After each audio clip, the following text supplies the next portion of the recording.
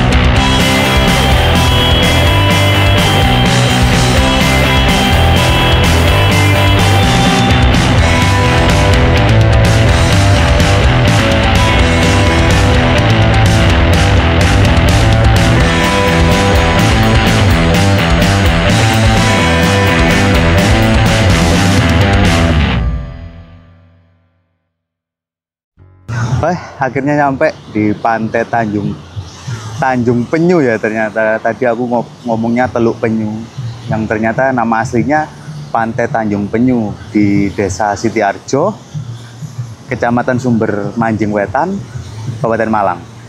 Nah tadi perjalanan akhirnya kita berangkat jam 11.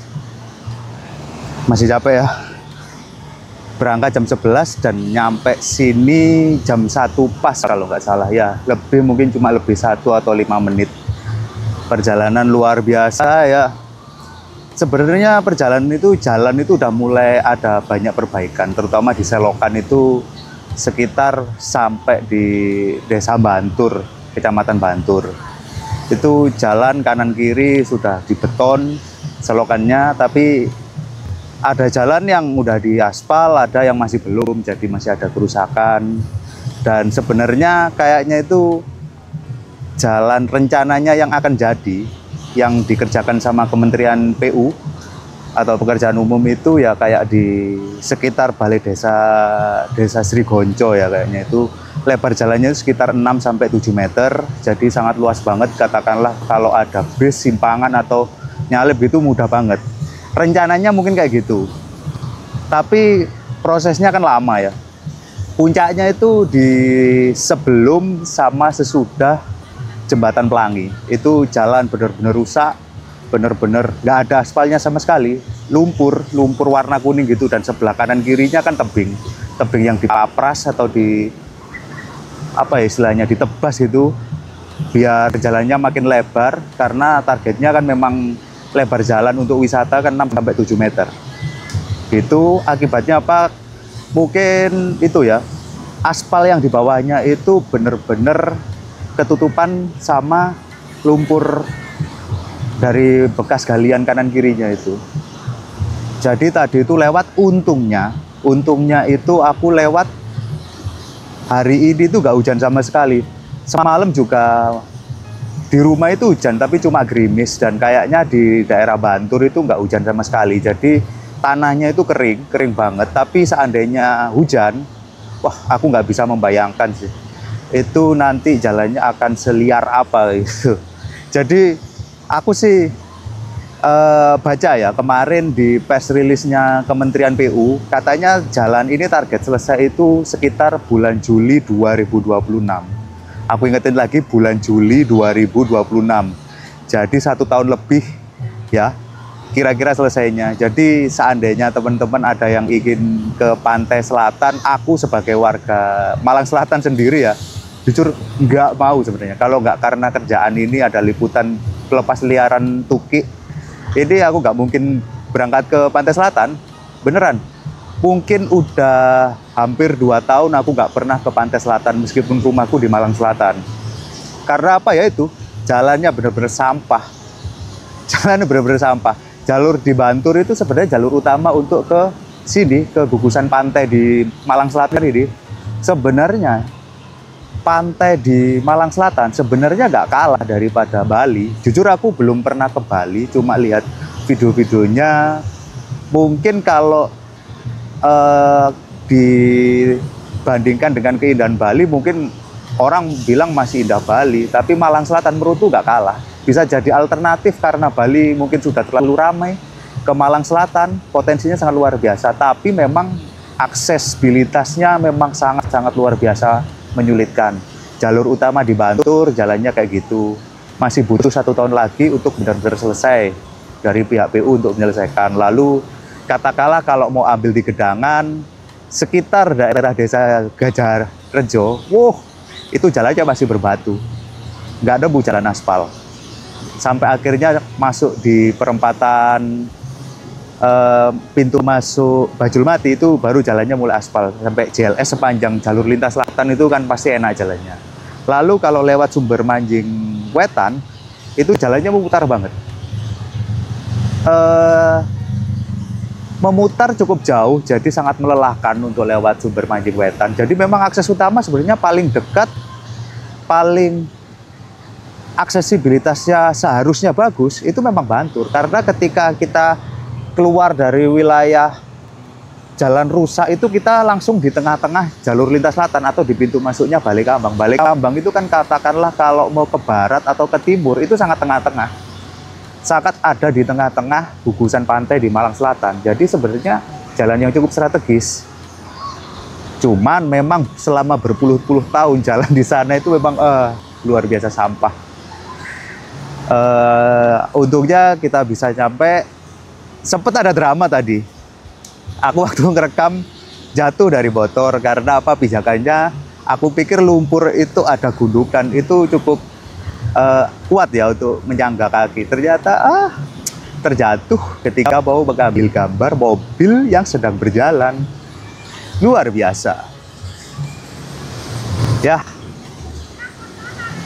Kalau aku menyarankan, katakanlah kalian ingin ke Pantai Malang Selatan, mungkin bisa ditahan dulu, puasa dulu sampai setahun, sampai benar-benar jalannya selesai. Aku berekspektasi jalannya sangat bagus banget, karena tadi di jembatan, di Balai Desa Sri Gonco, jalannya benar-benar bagus, udah seperti menjadi percontohan, nanti itu jalannya akan seperti ini, kayak gitu.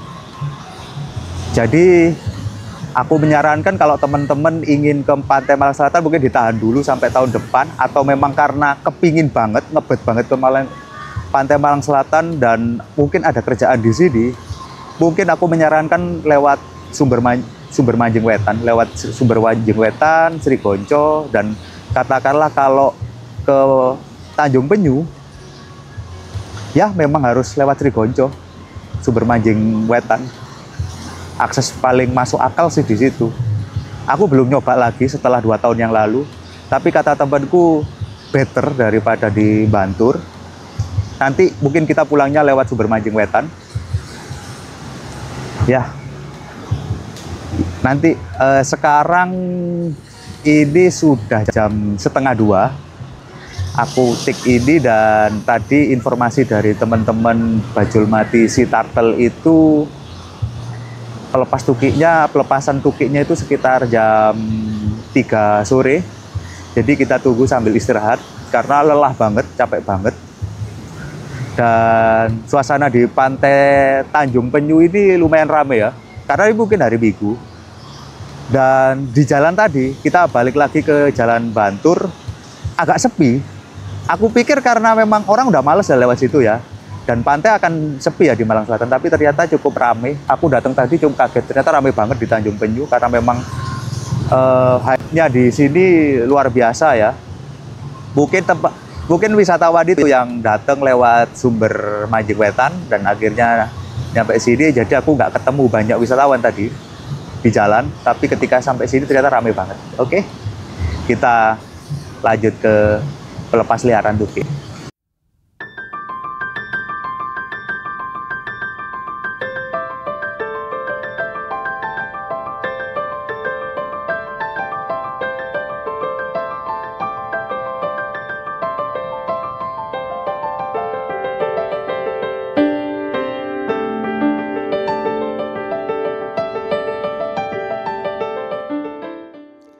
Kalau kalian merasa hidup itu terasa sulit, mungkin kalian belum pernah tahu bagaimana menjadi tukik atau bayi dari penyu. Sejak mereka dari telur, mereka ditinggalkan oleh induknya untuk dikubur di pantai, hingga kalian menetas dan merangkak sendiri menuju lautan yang luas dan mengerikan. Ancaman hidup mereka bukan cuma ketika mereka sudah sampai di laut, bahkan sejak di daratan mereka sudah mendapatkan ancaman, baik itu dari satwa seperti biawak, begitu juga dengan manusia yang mengincar telur penyu untuk dijadikan santapan. Ketika mereka lahir, mereka punya insting alami untuk langsung menuju laut. Mereka berjalan cepat untuk berlomba siapa yang paling cepat ke lautan. Ketika mereka sampai di lautan, mereka sudah menjadi incaran satwa-satwa laut yang lebih besar. Contohnya, lumba-lumba, hiu, atau bahkan burung camar. Untuk penyu sisik Yang seperti ini mereka membutuhkan waktu selama 25 tahun untuk menjadi dewasa dan tidak menjadi incaran predator lain di lautan. Alasan itulah kenapa dari sekian banyak telur penyu yang menetas, kurang dari 10% yang mampu survive hingga menjadi dewasa. Alasan itulah kenapa diperlukan konservasi untuk melindungi satwa langka ini. Jadi, lebih menyulitkan mana? Menjadi manusia atau menjadi tukik?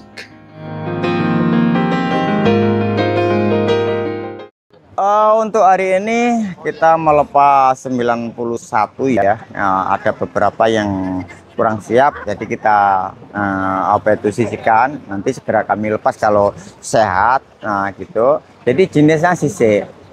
Lah, kami berpusat di Bajulmati, bukan berarti penyu Bajulmati tak bawa di sini dilepaskan sini, tidak. Tapi penyu asli bertelur di sini kita tetaskan dan dilepaskan di titik koordinat semula. Oh, okay. Pak, itu dari telur ketika diselamatkan itu menetas dan akhirnya dilepaskan itu butuh berapa bulan atau berapa hari? Kalau berapa bulan berapa hari itu menyesuaikan. Kadang-kadang bayi pun ada yang prematur, ada embrionya kurang jelas, kurang pas kan itu. Berarti menyesuaikan, dalam arti menyesuaikan, ada yang 20 hari sudah sehat kita lepas. Dalam arti sehat ini, setiap tukik yang menetas ini pastinya matanya sedikit tertutup kayak selabut gitu ya. Karena kalau tidak tutup selabut, waktu netas nerobos pasir ini itu kena matanya. Jadi seperti itulah, kalau selaput yang menutup mata ini sudah berkurang, nanti di alamnya sana ini bisa mulai kedalaman, tahu itu makanan dan tahu itu predator. Jadi nggak pembesaran, jadi termasuk direct release. Pak, kalau pelepasan kan selama ini saya ikuti kan selalu sore, Pak. Itu kenapa, Pak, kok dilepaskan setiap sore, Pak? Pelepasan tukik memang ada beberapa yang harus kita pahami ya. Kenapa sore hari? Biarkanlah si tukik ini punya kesempatan adaptasi. Nah, di situ nanti larut petang dan berganti malam. Berarti sekurang-kurangnya ini bisa berkurang dari ancaman predator, kok ikan jiti dan lain-lainnya gitu ya. Kalau siang hari otomatis ikan apapun waduh rame. Itulah biar terhindar dan diberikan kesempatan adaptasi supaya survive-nya ini tingkat kehidupannya lebih pasti.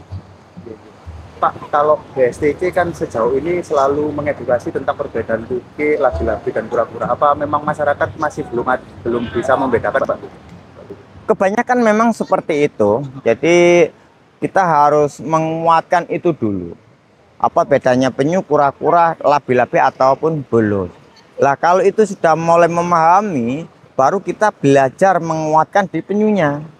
Penyu itu hidupnya di laut dan sebagainya. Fungsinya buat apa? Kenapa kok dilindungi undang-undang? Kan gitu. Nah, jadi itu sebagai dasar kurikulum pembelajaran di edukasi ke sekolah alam kami. Oke. Terakhir, Pak, untuk konservasi penyu di Malang Selatan sendiri, sekarang kondisinya itu apakah masyarakat sudah mulai sadar untuk melindungi penyu atau sebenarnya masih perlu berjuang lagi, Pak, BSTC? Untuk ke arah konservasi ini perlu ditingkatkan perjuangan ya, dalam kolaborasi membuat edukasi media sosial dan lain-lainnya. Karena dari banyak pengunjung kadang-kadang ini kan kurang paham ini penyu dilindungi atau kura dan sebagainya. Pastinya banyak anak-anak kecil yang nangis minta dibawa pulang karena belum paham kan gitu ya. Lah itu akhirnya butuh kita kuatkan. Nah, berarti kita masih kurang mengedukasi. Hari ini momen yang luar biasa, kita melepasliarkan tukik yang beberapa saat yang lalu memang ada penyu sisik yang mampir di area kawasan hutan kemasyarakatan. Ini perhutanan sosial yang dikelola oleh teman-teman KTH Harapan Pertiwi ini di KUPS 31. Jadi hari ini kita momentumnya melepas liarkan tukik. Ini area kawasan hutan sosial yang tadi sudah disampaikan ke teman-teman. Harapan kami bahwa di Malang Selatan ini atau di Jawa Timur bagian selatan ini kita harapkan ada keseimbangan ekosistem yang tadi sudah disampaikan Pak Sutari. Di timur ada Pak Sutari, di barat di Trenggalek ada Gili-Gili di Trenggalek. Dan harapan kami bahwa ada keseimbangan ekosistem yang dimana penyu yang ada di sini adalah penyu yang salah satu 5 dari 6 yang ada di dunia, dan ini ada di Malang. Oleh karena itu harapan saya bahwa masyarakat harus memahami, mengerti apa arti konservasi, sehingga harapan kita bahwa kata-kata pengawetan konservasi harus dipahami dengan baik. Yang tidak kalah pentingnya, kita undang juga teman-teman dari Asita bahwa area ini adalah area ekoturism yang kita kembangkan bersama dengan teman-teman dari Balai Perhutanan Sosial, bersama dengan kita dan Balai Besar Konservasi, sehingga kolaborasi antara Perhutanan Sosial, konservasi akan mengkonstruksi area wisata yang luar biasa menurut saya. Karena apa? Ini adalah sesuatu yang bisa dinikmati oleh masyarakat luas yang selama ini mungkin jarang akan mendapatkan hal seperti ini. Oleh karena itu, sekali lagi saya himbau kepada masyarakat semuanya bahwa di pantai selatan ini ada titik-titik tertentu, itu daerah pendaratan penyu, sebelah ini ada Bajulmati, di sebelah ujung barat sana juga ada beberapa tempat yang lain, sehingga dengan bimbingan dari pegiat, terutama dari teman-teman di Pak Sutari di Bajulmati, teman-teman di Balai Besar Konservasi, ini keseimbangannya akan terjaga. Yang kedua, misi ekonominya juga akan bisa ditingkatkan, karena dengan event ini tentu akan mengundang para wisatawan baik dalam negeri maupun luar negeri, yang ketika ini kita amati time frame-nya pasti akan jadi agenda wisata dari pemerintah Kabupaten Malang, termasuk pemerintah provinsi, dan dibantu oleh teman-teman dari pihak asosiasi maupun teman-teman pegiat yang lain. Demikian, assalamualaikum.